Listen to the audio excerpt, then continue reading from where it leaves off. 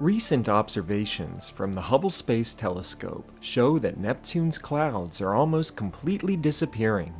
Astronomers report that their continual monitoring of Neptune's weather uncovered a link between its shifting cloud abundance and the 11-year solar cycle in which the sun's entangled magnetic fields drive solar activity.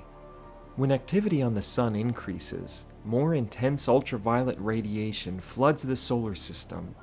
Astronomers found that 2 years after the solar cycle's peak, the number of clouds on Neptune increases. The link between Neptune and the sun's activity is surprising to planetary astronomers because Neptune is the outermost major planet, where sunlight is 1/900th the intensity Earth receives.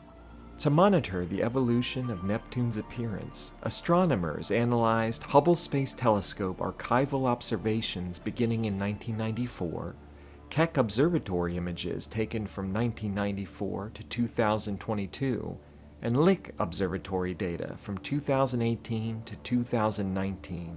The combined data will enable further investigations into the physics and chemistry that lead to Neptune's dynamic appearance, which in turn may help deepen astronomers' understanding not only of Neptune, but also of planets beyond our solar system.